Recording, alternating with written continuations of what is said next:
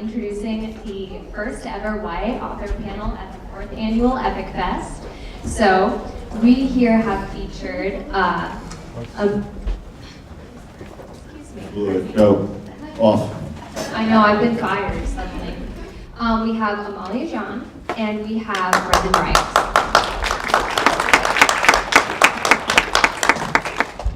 So not only are we going to hear from these authors, we're also going to be taking questions from you guys. It's an author Q&A.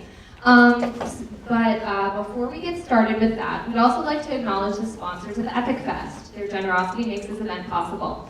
EpicFest is presented to the community by Wells Fargo with our community partner, Reichs, Charlotte. We'd also like to acknowledge the generosity of our Imagine sponsors, American Airlines, the Charlotte Observer, National Endowment for the Humanities, and TIAA, and our animation sponsors, the Actors Foundation, and Public Supermarkets Charities. EpicFest was created to remember and honor library supporters Jim and Elizabeth Preston, and their passion for reading and instilling a love of reading in children. One more thing before we begin, pardon me. Please turn your phone off. Or please don't turn your phones off. Please get them out right now and follow us on Imaginon's Instagram and Twitter at CM Library. That was a trick. She tricked us. You've been duped. The library is also experimenting with using Snapchat to communicate with our younger audiences. How many people use Snapchat in this room? Excellent. Well, so how about Instagram? How many of you use Instagram? Nice, okay. Well, thank you for helping us out with that. Please follow us. Okay, so now you can silence your phones. But we're not gonna make you wait any longer, so let's introduce our authors. First, we have Amalie Jahn. She's the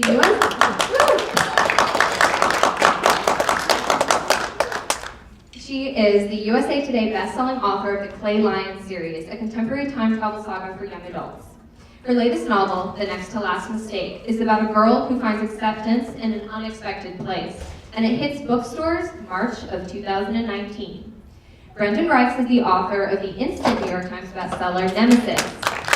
Oh, stop. No, keep going a little bit. Okay, now stop.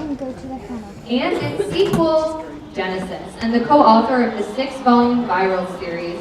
His new book, The Dark Deep, kicks off a suspenseful new series for middle grade readers. So, let the Q&A begin. So we're gonna ask a few questions, and then we're gonna take some questions from the audience. But we're interested in maybe what age, or when did you start thinking that maybe you had stories to tell, that you wanted to be an author? When did that really kind of come up for you? So I started writing sort of before I could spell. I found things that I wrote and now I can't read them. And I'm sure they made sense to me at the time, but honestly I still don't spell much better. I think I really thought that I could be a writer. When I was in 7th grade, I wrote a short story for a class, and my teacher, without my knowledge, submitted it to a youth writing awards program, and I won. And after that, I was sort of like, oh, maybe I can write a story. And then I got older and I decided I couldn't write anymore because you start to doubt yourself as you get older. And eventually, luckily, I got over that again. And I thought, maybe I can write after all. And I pulled 7th grade me out from inside, and I started writing again. That's pretty grim. 7th grade me was a little hormonal, because that's how 7th graders are. But too, right? yeah, and I guess that was around 9 years ago, so that's when I did it. Awesome, I like that story. So I was telling us a little earlier today, but I didn't write my first word of fiction until I was 28 years old. Like, not a word. I read all the time. I was a crazed reader. I read constantly. But I never really wrote anything. I always kind of had the idea that I would write a book. But I was really into epic fantasy. I guess I still am. And so, like, I was reading these crazy long epics. You know, the more books and pages, the better they were. And so I was like, that's what I'll write. I'll write one of these like gargantuan 9-volume, and I will do that eventually. But it just got to the point where I always thought you had to have the whole idea figured out. And so I never started. I never actually began anything. And then it actually was like a sick sort of move of desperation where I was sitting in my office as an attorney, which I had been doing for 2.5 years. And I was just miserable in that job. Like I hated it. I didn't fit in with my office or the job. Everyone's very serious. I had a problem with that. I would crack jokes in court. They didn't go over well. Like I just realized, like, man, you're in the wrong profession. So I had a little bit of like and I was also working like 100 hours a week. And I was in my office. And one day I went in and I got chewed out for being in late on a Saturday morning because I arrived at 8:30 a.m. And so I went in my office. And I kind of had a little bit of a freak out. Like I was like, one of the associates came in and I was like, we're gonna die here. We're gonna die in this building. She's like, okay, we're just gonna close this door. And I'm like, this is the worst. I was like, copy guy Steve, I see him more than my wife. You know, and I was just like, I was like, I don't want to do this. And so I was like, I realized I had to get a different job. And so first I tried to get a legal job. I was crazy applications I was sending out. I applied to the FBI, I applied to the CIA. I was like, I will literally shoot people for you if I don't have to be a lawyer anymore. I was like, that's where I'm at emotionally. But then I decided I had this idea where I would write a spin-off from another program that my family was involved with called the TV show Bones. And so I came up with this idea for Virals, which was a teen version of Temperance Brennan, and I managed to pitch that, and an editor liked it, and so I just jumped right into it, and I was writing, and I haven't looked back. So like that's sort of, it's a weird way to enter the field. It was very, very late, but I always say it's never too late to write a book, ever. Never. Everybody in this room can write a book right now. I'm talking to parents and teens. It's never too late. And everyone can write a good book. That's the other thing. Like writing is a skill. It's not an art. It just takes practice. Everyone can do it. Any author that tells you like, I get my inspirations from rainbows that come down from the sky and land in my head, they're lying. It's hard work, it's a lot of it over many, many years, but everyone can do it, and the people that get published are the people that just don't accept no's. I talked for a while. Good to stop. We'll let you think about this one. So, Brendan just said he was a big reader, right? You read the epic, long sci-fi things that are volumes and volumes, and I assume they take place on certain worlds, and there are Ewoks and epochs and Ilanwis and things, and you're sort of... Kind of digging the novel you're planning, though. Exactly. So tell us a couple authors that inspired you, and think about that a little bit too.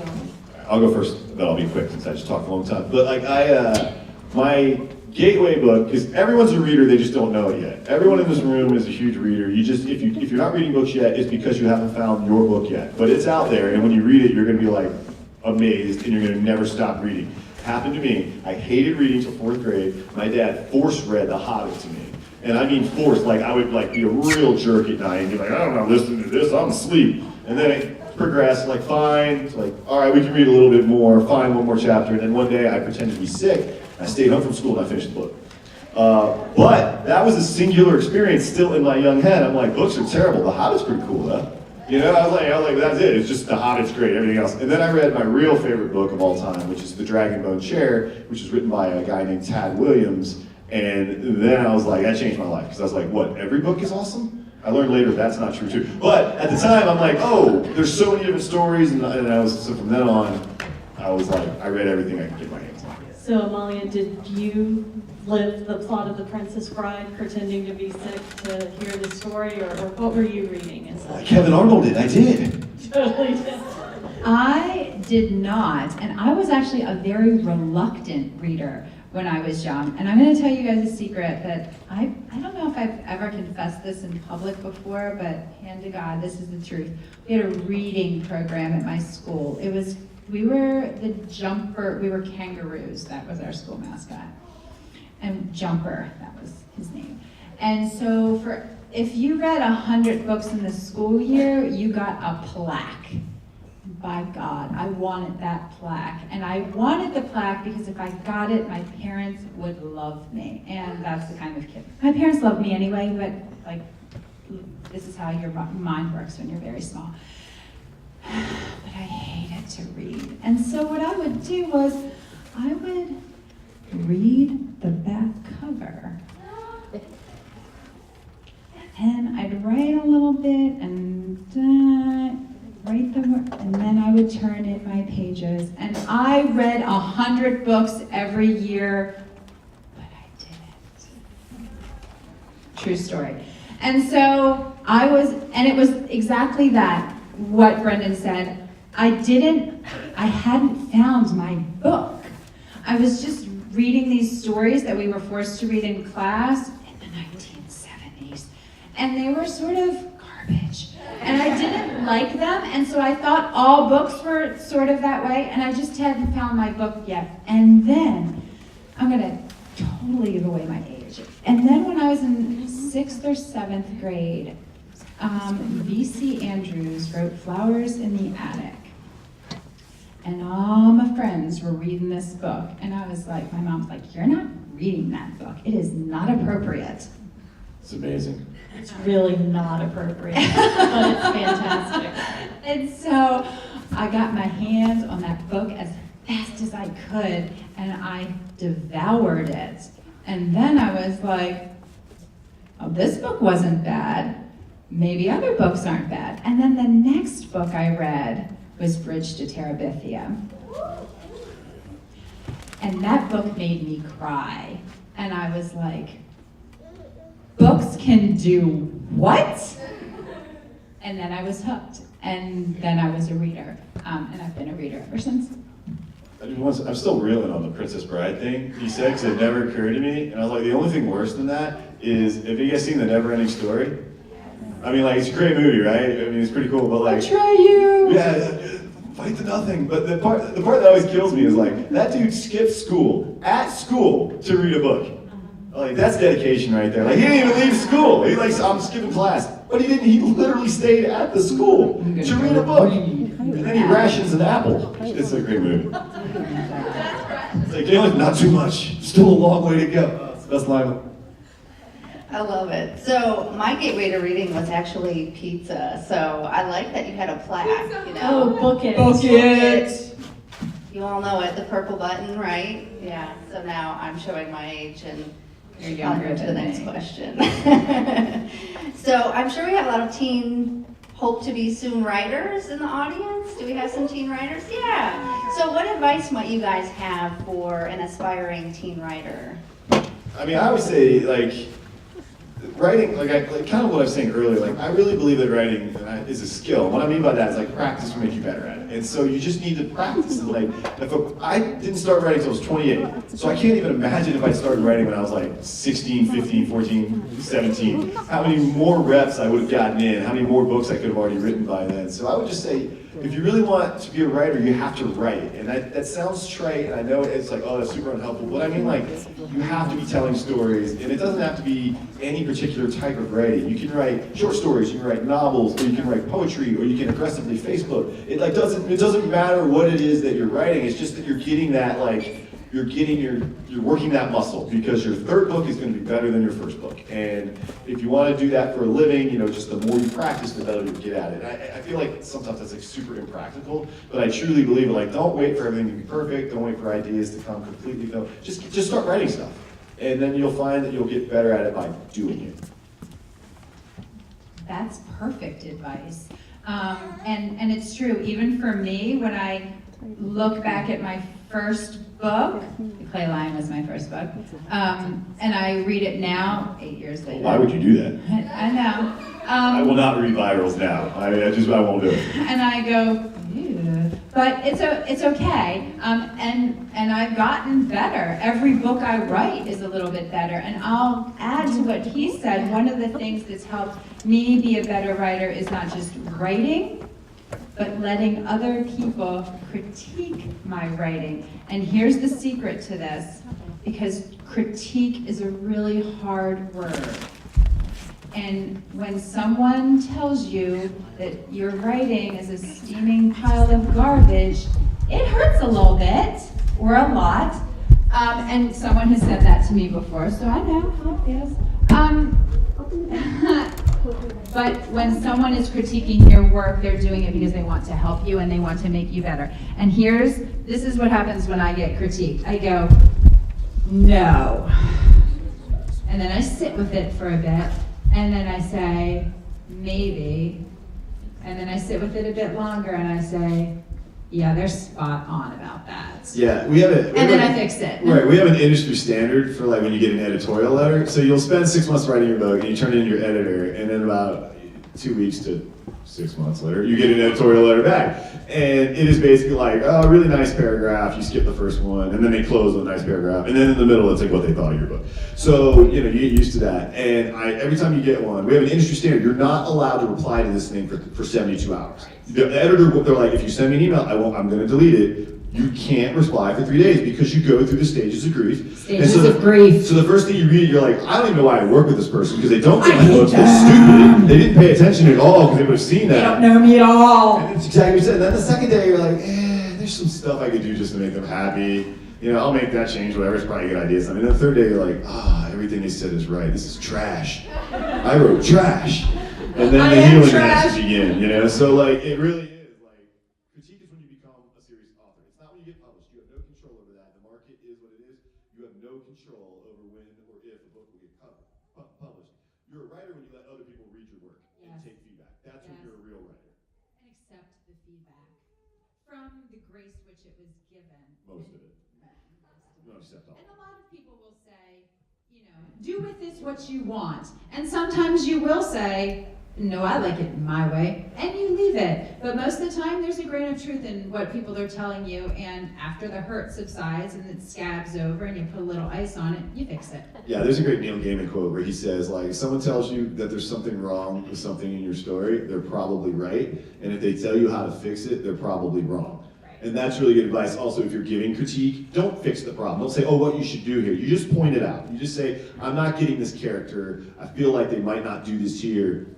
And you leave it out there for the author. Because, like, you know, if you try and fix it, you're like, well, no, I know 1,000 different things about the story you don't, and it doesn't work. But, like, you get them thinking on the problem. And so I've always thought that was really useful. We're like, I'll take all critique because they probably identified something that's not right. But I'm not going to, like, don't tell me how to fix it.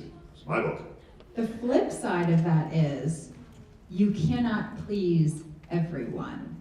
And it's very hard when you put your writing out there. You have to know going in, you can please some of the people some of the time, but you can't please all of the people all of the time. And I had, what's very strange about the world we're in now as opposed to maybe 15 years ago is authors, you know, a little while back, readers didn't have access to them the way readers have access to us now. And they have access. You can find me online right now and you can tweet directly at me or Instagram directly at me or whatever. And you can tell me exactly what you think of everything I'm doing. Oh, in real time? In real time. And so I had very, very good advice given to me when I got a not very nice review and it sort of sent me over the edge. Did they tag you in it? Did they at you? Don't at someone in a bad review, you know, because that's just like, hey, hated your book. Hated your book. It's fine. So, thanks for reading. So here's what she told me. She said, you know, you can make dinner, invite. Writing a book is like having a banquet, a dinner party that you're throwing. You're making the meal, and you are inviting everyone in the whole world to your meal. And you are making your mother's famous recipe meatloaf, and you love the meatloaf, and it's the best meatloaf around. And people are going to come to your banquet, and some of them are going to eat that meatloaf. They love meatloaf to begin with, and they're like, oh yes, meatloaf, and they eat it up, and they love it, and they think it's the best meatloaf they've ever eaten, just like you do. And then some people are going to show up, and they're like, meatloaf. Hashtag meatloaf sucks. Hashtag meatloaf sucks. And they're going to be like, I didn't love it.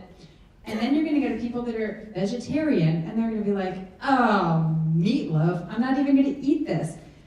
And the bottom line is, with any of those people, there's nothing wrong with your meatloaf. It's just how other people feel about meatloaf. And unless it's bad meatloaf.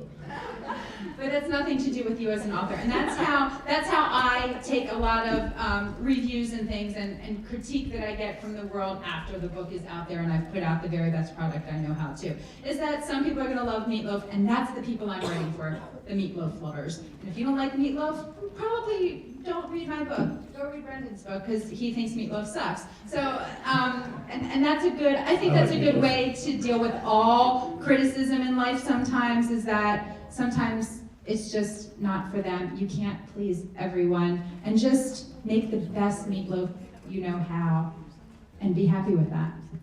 Thanks, you guys. So I think we've got time for a couple questions from the audience. I talked too long about meatloaf. It's okay. We have to contemplate meatloaf in life. So Astrid has the magic microphone, and I think we can let 3 of you ask questions as long as you guys don't talk too much. We won't. Okay. We have till 5? Okay. Yeah, like All 30 right. minutes. Then we're good. All right, so let's do a few questions, and then if we run out of question times, I think Holly and I have a couple more questions too. I have lots of questions. Were any of them about meatloaf? I'm just gonna do some over talking. I have 2 cats, 2 dogs. While we're waiting, no, we're waiting for you. You're good. Yep. Hamilton in the house? What? What was your inspiration to write these books? Sure. So the book I guess we're talking about today is The Dark Deep, and I wrote it with a co-author, which is kind of interesting. I wrote it with Amalie. Some of you read her great works like the Match trilogy. They're the ones that look behind me. She also wrote Atlantia and a wonderful middle grade called Summer Lost. And we were friends that were doing this MFA program together that had been authors for a while, and we finished. And we're like, well, how are we going to hang out now? We're not in our MFA program, which is like a low res. So we had like 2-week vacations to Vermont, like 5 times. It was amazing. Adult school, again, amazing. And we were just like, let's write a book together. So we did. It was a chapter book. It was called Alien Hotel. We submitted to our agent. We happened to share an agent. Our agent was like, this is awful.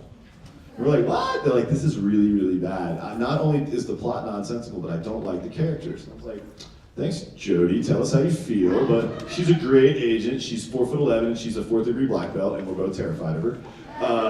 But like, it was funny because we realized that we had written something, but we didn't really collaborate, and it was bad. Like, we didn't actually like do the work, and so we scrapped it. Although I still feel like Alien Hotel can work. We're gonna get back to that.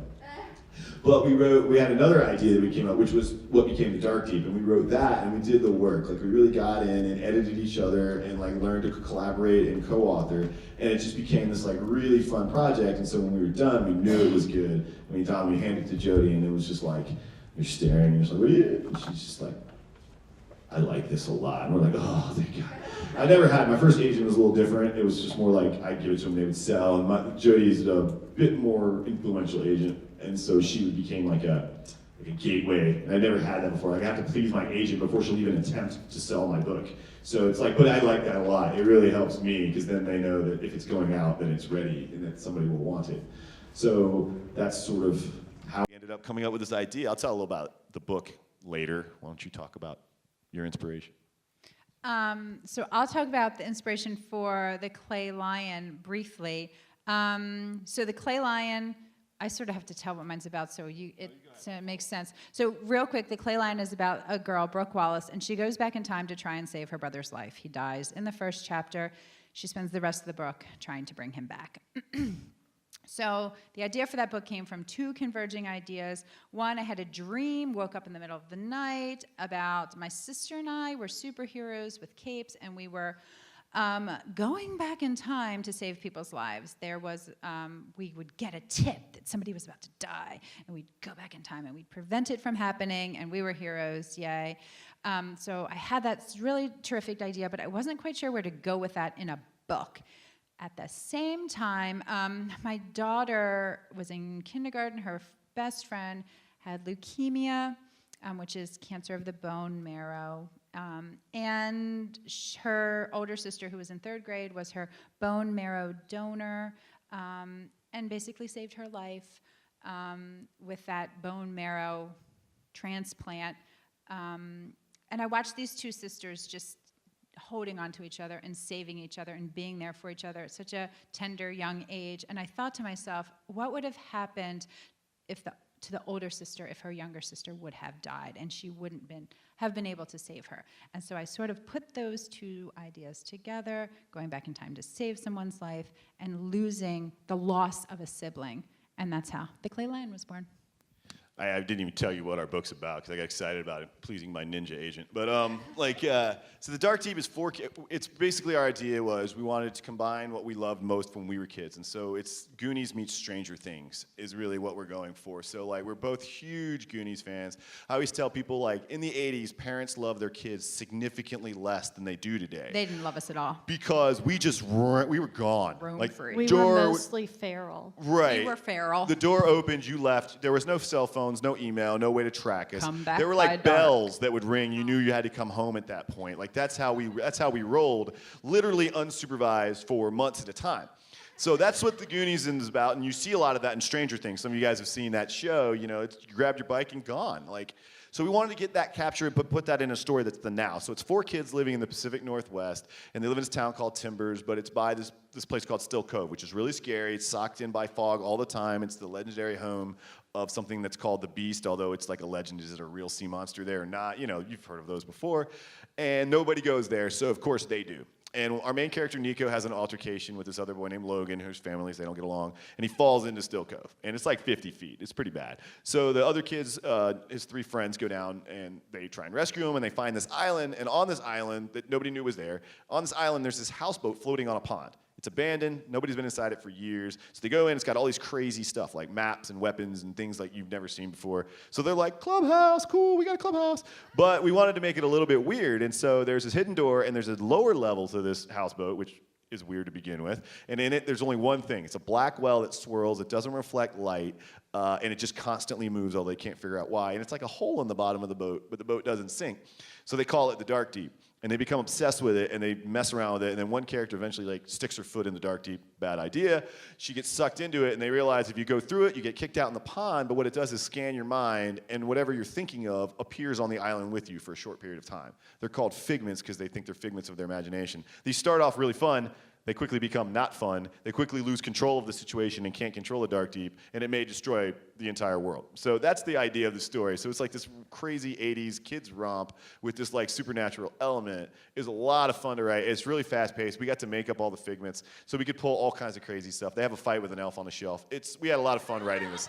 Like, I mean, it was just like one of those like, how weird and how fun can we do this? And so I got to write it with my best friend. Like Allie and I were both married to other people, but we've been writing together forever, and just like, it just was a lot of fun. So it's our fun book. That's what our goal was, and hopefully we hit that. Somebody else?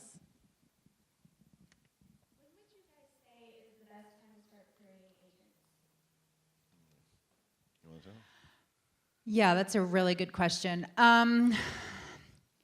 Not when you think you're ready. When you think you're ready, pause and hand your manuscript to a few more people. I think the biggest mistakes that early authors make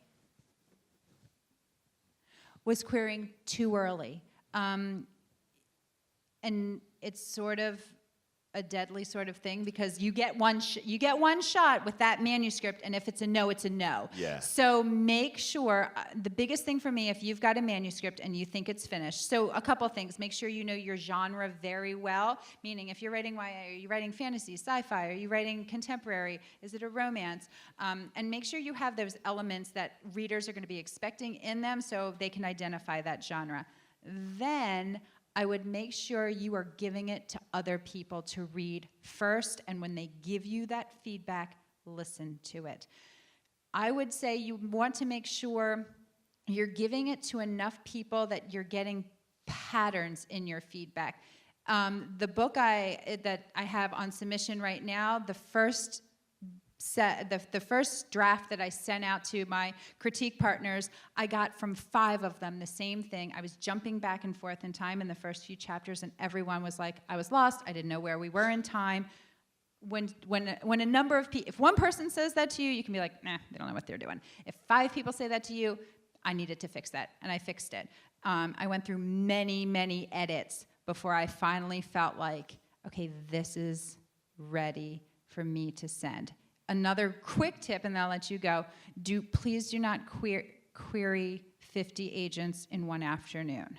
Because if your query letter isn't great, you're going to have 50 agents that aren't going to get past that letter. Query 5, wait for feedback. If they all request your full manuscript, you're doing everything right. If it's crickets from everyone, you might want to readdress that query letter and make some adjustments to that. So little bit at a time. It all takes so much patience. Just go slow and be patient. What else would you add?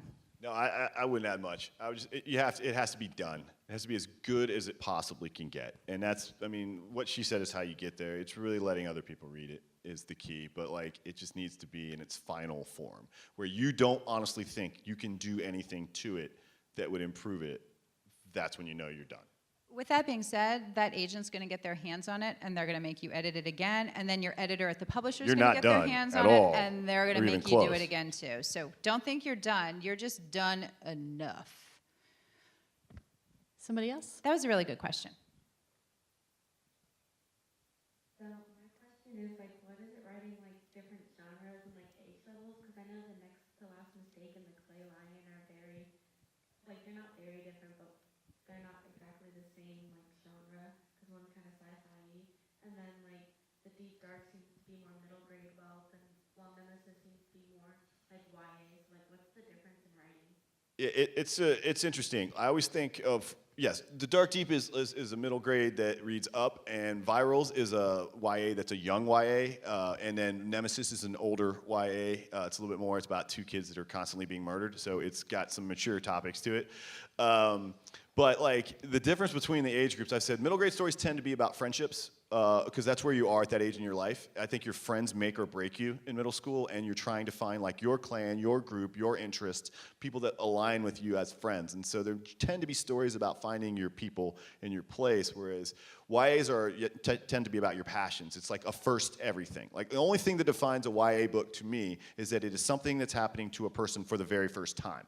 That had like a first love or a first adventure or a first, terrible experience that they don't know how to process, but that's what your really young adult is. Everything else is on the table. There's nothing else that I would consider that defines one or the other. I mean, in the most broadest, really literal sense, it's the age of your characters. If it's an 11 and 12 to 13-year-old, you're in a middle grade, or younger. If it's 14 is sort of on the border, and then 15 and up tend to be young adult, just because that's your ideal reading audience is typically 2 years younger than your main character. So that doesn't have to be, by the way. Middle grades are constantly, we've found out so far for the Dark Deep that at least 50% of our readers are adults. So, it doesn't actually matter because, again, it's just a book written with characters of that age. It's not like you change how you write. You don't write down to an audience. If you think you're trying to I'm going to sound like a kid or I'm going to sound like a teenager, you will fail dramatically because kids and teenagers are really astute readers and they will smell that out immediately. They will consider it condescending and they will never read anything you ever write again. And so I always caution, don't try and write like an age, write about an age, but in the moment of that age, not like reflecting back, because that is an adult book. Right, absolutely. And the only thing I would add with that is also profanity. Yeah, and then there's the filters, right? Filters, right. Profanity, and then with the romance, what level of romance it is. I mean, the Clay Lion, she's 18 in that book, so it's definitely upper level YA. She's a senior in high school, but in terms of the filter scale, it easily reads for middle schoolers because there's no profanity, there is no upper-level romance. Everything is it's a very PG book, which is why middle schoolers read it without problem. Yeah, like a content story. So my Project Nemesis series, which some people have had, I've seen out there, is it's like the two kids, they're 16, and they have a problem where they're hunted and murdered by the same person on their shared birthday. And except for they don't die like normal people. Instead, they wake up in two different spots, completely unharmed, all evidence of the crimes erased. This has been happening since they were 8 years old. And so they've actually been murdered 5 times before the book starts.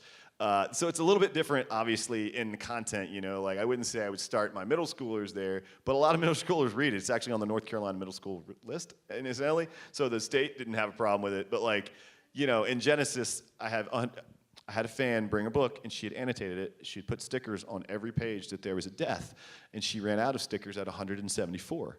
And I was like, huh. Brendan likes to kill. Yeah, well, it doesn't take, so it doesn't count, or does it? I don't know, read the series. But it was weird. I was like, that's a lot. I was like, Because it's kind of, Genesis has been described as a technological retelling of Lord of the Flies. So yeah, like it hits the fan, things go bad. There are warlords. How many people in this room, if we were the only people around left, who would be a warlord and who would be a victim? I'd be dead in 2 days. I'm lazy, I take naps. But I saw some hands go up for warlords. Nice. Warlord, yeah, you're not dying, right? You're gonna run this town, I see it. She's ready. I'm a little scared. Let's see. We got a lot. We're good on time. Yay, us. Let's get somebody from more in the back. There's somebody in the way back. So while she's in transit, so my cats' names are Wally and Wrigley. Mine's Felix, Felix, Flint, and Freckles. Technically, it's Wally Hamilton Cat. Nice. We're almost there. I have written, so I have I've written 9 altogether, and I have 1 right now, so the next to last mistake comes out in March, and I have another one that is on submission to publishers right now, so hopefully that'll come out soon too. And then I'm writing another one, so you're always writing something new. I have 6 books in the viral series, 5 in the main storyline, and then a collection of short stories that are kind of one-offs. Although I had to write the last short story because I decided it'd be fun on the last line of the last book of virals to leave like an open-ended question. Like I open something up for your thought. Everybody hates that. Oh my God, and kids can write nasty emails, I'll tell you what. And they're just like, what did that mean, you jerk? And I'm like, my bad, I thought it would be fun, right? Thought exercise, not fun. So I had to write a whole short story that explained what I meant by that last line, so people stopped sending me really irritated emails. I knew exactly where they were in the books. I'm like, oh, so you just finished Terminal. I'm sorry. I want to put a note in the new edition that says, please go to Trace Evidence and read this story before you email me. So there's 6 in that, and then I have 3 in the Project Nemesis series. The 3rd book will come out. Nemesis and Genesis are available here. Chrysalis comes out in March of 2019, so that'll conclude the series. It was quite an uphill battle coming up with a title that rhymed with Nemesis and Genesis. Spoiler, there are no other words. No, there is no direct rhyme with 7 letters that makes sense, unless you want to go with like syphilis, which I thought was probably a poor choice. And then The Dark Deep is the first in a series. So that just came out in October. It's available. There'll be 3 in the Dark Deep series. And that is all I have right now. I can't talk about any of my other projects. But I do like superheroes, and I do like graphic novels. Ooh, I think that was a hint right there. Okay, Astrid, we had somebody way up in the back. Way up top. So I have 2 dogs. They're pit bull mixes. It's Soldier and Flip.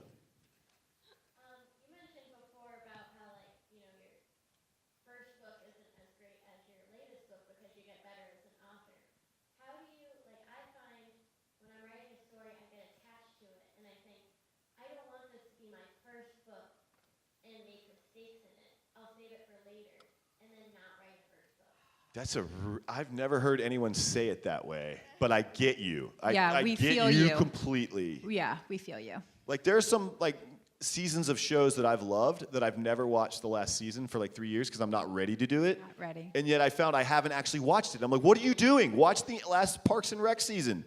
You need to close the door on this, but I never do. So I understand what you mean by what you're saying, but I would say like, you gotta write your story and then move on. I don't read my books once they're in this format ever again. Or I have yet to date, because I was done with that story at the time. I've never opened up a book and read it once it's printed. Because I know that story. I wrote it for 8 months. I edited it for 4. I know exactly what's going on. So like to me, it's just a done thing in my vault. So that's how I do it. Because if I opened up any book that I've read, I would edit it in my head immediately and then be upset that I couldn't make any changes because it already exists in the world. Word there? So why would I put myself through that where I'm like, that is the wrong word. You used it 4 sentences earlier. You're an idiot. Everyone's judging me. Yeah, I would say just go ahead and do it, truly. And I would say that with life. You're gonna... Oh, it just got real in here. It just got real in here. Like, you will never look back in life and be like, whoa, I wish I hadn't taken that opportunity. You will regret not taking the opportunity. So go ahead, write it. If it's not perfect, it's okay. The Clay Lion is not perfect. The next to last mistake is not perfect. I will never write a perfect book. I could go into any of my books right now and probably tear it apart. So it's never perfect, and that's okay. It doesn't have to be perfect. You'll love your next story. Like you have it opposite. A lot of people have the different problem. Well, they start a story and then they lose interest because the next shiny thing comes along. And you're like, oh, I want to write that idea. And you're like, stick to something and finish it. And then write something else, Brendan. Because I got like 100 pages of fantasy. I'm like, what are you doing? You're under contract. This other book is due in 4 months. And I'm like, they'll be elves. Just write your book. Okay, I think we've got time for probably one more question. What do you think about self-publishing versus publishing like with someone else? I would recommend trying the traditional publishing route first, exhaustively. And my reasoning for this is twofold. One, self-publishing tends to be a very, very niche audience where you can't get to a next level of an audience. So you're already limiting the potential exposure of your work. But more importantly, the querying, feedback, agent acquiring process refines your work. You know what I mean? Like you're gonna get it better shape by trying the traditional route. It's harder, no question, but it's got more upside, but also you're shorting yourself that like, is this book actually good enough to publish? If you self-publish, you've basically signed off on your own work. It's probably best practices to have at least someone else in the publishing world co-sign that work with you. Then you know you're not crazy because you could actually be limiting yourself. You could put out a bunch of self-pub stuff, but you've never actually written something of publishable quality because you just don't know that yet. So I would say, as painful as the querying process could be, it serves a purpose because if nothing else, it really does laser focus your work on that work. So I would agree with that. The process itself is tremendously valuable. And at the end of it, if you don't end up finding a home for what you're working on, you can always choose to do it yourself. What I would say is I have quite a few friends who have their feet in both ponds that will have a foot in the traditional world and a foot in the self-publishing world, and here's why. The traditional world is excruciatingly slow. It takes a long time. I sold the rights to The Next to Last Mistake in August of 2017. It won't be on shelves until March of 2019, so you can do the math. It's a 2-year cycle. Yeah, it takes a really long time, and that doesn't even include all of the time I spent writing it, editing it, you know, shopping a home for it. Like, it's a really, really, really, really, really long process. And meanwhile, any advance that I got, that you only get half at the beginning, and it's gone long before the book ever comes out. Well, for me, my advance was not particularally large, but so I won't speak to Brett. No, it's advance. So like I did a panel. I also want to throw out there just as a counterpoint. Like you can actually be successful self-publishing. It is an avenue to success. Oh, they absolutely do. Because you can do it super fast. Like if you're a fast writer, if you write well and you write fast, then you can double up. You can use your platform, traditional people that are following you, and then you can, while you're waiting for your traditional book to come out, you can throw out a couple of your own. Because like I did a couple panels with Andy Weir, who wrote The Martian, and his story is kind of amazing. Like he wanted to give his book away for free because he's like, I wrote a dorky Mars book I want my friends to read. He's like, oh, it's really dumb. But Amazon made him charge $1 because they want their rip, so they have to have some charge to take their portion of it. So he put it on for like $1, and he sold like 4,000 copies. But you know, people kind of pay attention to the stuff that does sell a little bit. Guess who does? Agents. And so an agent contacted him and was like, hey, I'd like to publish this book. And he's like, awesome. Agent contacted him a week later, had a 7-figure book deal. Contacted him 2 weeks later, had a 7-figure movie deal. So like, and he was like, That's a rare unicorn. Yeah, he's a unicorn. He's also a really happy dude. Like, he's just walking around like, hey, this worked out. But like, point is like, yeah, it is an avenue. It's just, I don't think it's the best process off the bat. Like, people always say like, you can bend and subvert a genre when you write. That's fine, but don't do it in your first book. Because it's, you know, master the craft first and then play with it. Cool. So let's see what. We got 9 minutes. We have 9 minutes. Holly, do you have a fancy question? There was another girl in the back with a question. Oh, do we have another? She was I see that. Did you see yeah, up there? Let's do a people question. I saw her hand go up, and then I saw the disappointment in her eyes. You can see from so far away. I see a blob of light. Hi, blob of light.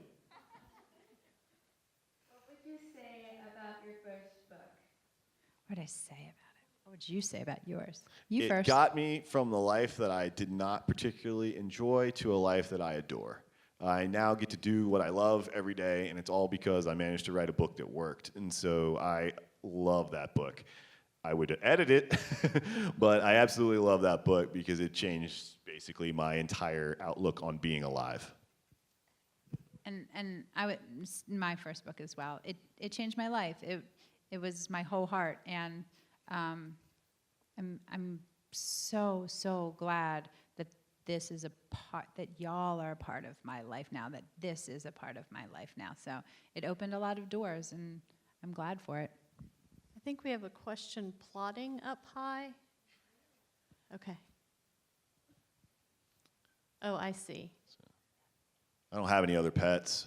Holly, Dogs, pets? cats. Do you have any pets, Holly? I do. I have a We're- dog. We're out of time.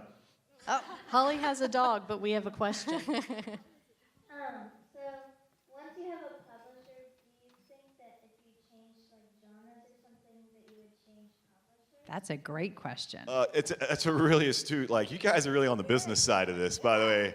It's pretty amazing. Do you need a job? There are two schools of thought. I am school 2. School 1 is you want to be a house author, which is you want to publish just under one, and in many different areas. They will focus on you. They will cross-promote you. That you just mean more to them because all your books are with one author. Second school of thought, keep your genres separate. I subscribe to this one. All of my YA books are with Penguin, Putnam. Could not be happier. We deliberately wanted to bring our middle grade book out of that area, and so it's with Bloomsbury. And I just feel like you get a little bit more personalized attention if you have different people working on different stuff. I don't think you can publish in the same genre in 2 different places. That seems odd to me. I don't, in fact, know anyone that does that. But, like, you know, as many different genres, I say I have that many different publishers. Victoria Schwab is the master of it. She has 4 genres, and she has 4 publishers. And, you know, I mean, that's, to me, just good business. It keeps you a little pretty. You know, keeps a little bit of competition about what are you doing, and like I just think it just makes everything work better. So The only authors I've ever found that have done it successfully, some romance authors are able to do different, Don't they some do of it them. under different names? That's usually what happens. Pen Yeah. names. Yeah. They can do pseudonyms and pen names, and then you can have that's exactly what they do. Yep. You're so smart. I'm a librarian. Okay, librarians are our heroes as authors. We cannot do what we do without them. So big shout out to librarians. Yeah, librarians. Kiss up. It's the but truth. it's true, very true. As Extra we're at a points for library that. right now, ish.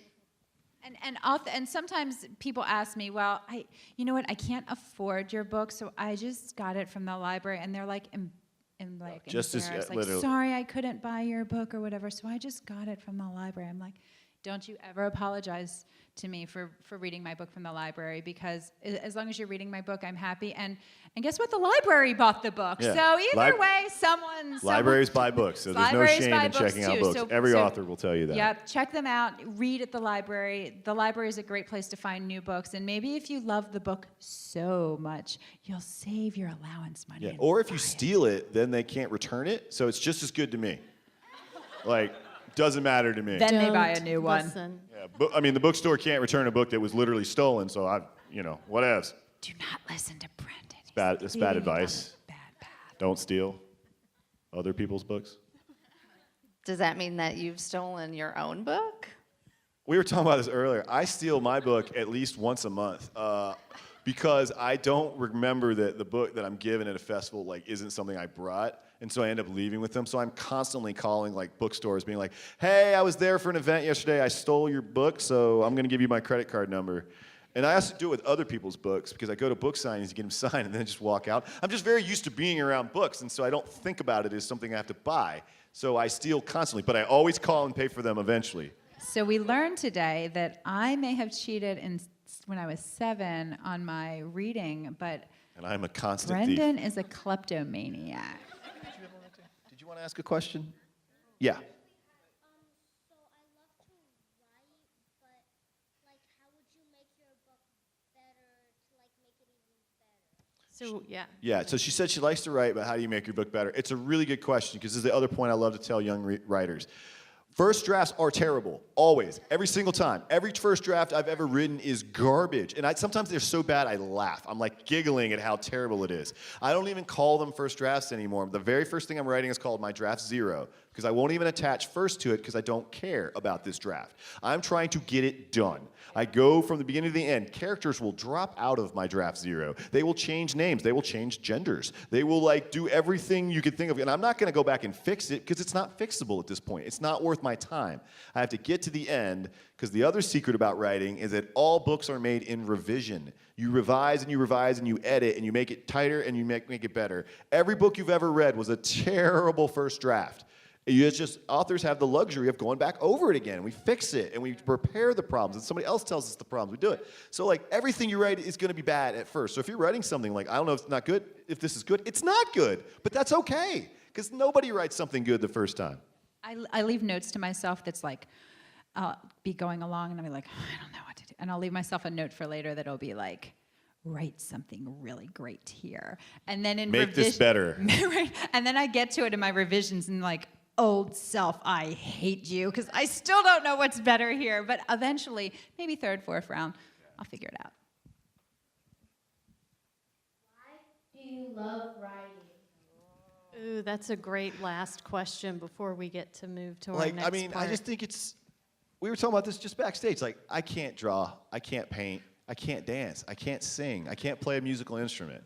But I can write. I can write stories that are interesting. It's my creative outlet. You know, it's just good for the soul. Like, it's not a job you should go into if you think you're going to get fabulously rich. You can. It's on the table, but it's not a job you should join for that purpose. It's because Gonna be a millionaire. It's a way to express yourself. You know, I have, it's a way to leave a mark behind. I have, 10 entries in the Library of Congress, and they'll always be there. And to me, that's something that I've accomplished. And I didn't feel like I was accomplishing anything in my former career, so I feel just good about what I'm doing. But it's just like the only way I know how to do something artistic. So that's, to me, why it's important. I can't afford a lot of therapy, just a little bit of therapy. So writing is my therapy, and it has been since I was a little girl. I would have a bad day. I got bullied when I was a kid. I got bullied a lot when I was a kid. I got made fun of. And I would have nowhere to put that, so I'd come home and I would write it all down, and I would use all the bad words and say all the mean things, and I'd write that down, and I'd get all that anger and that frustration and that sadness, and I'd get it out and I'd put it onto the page.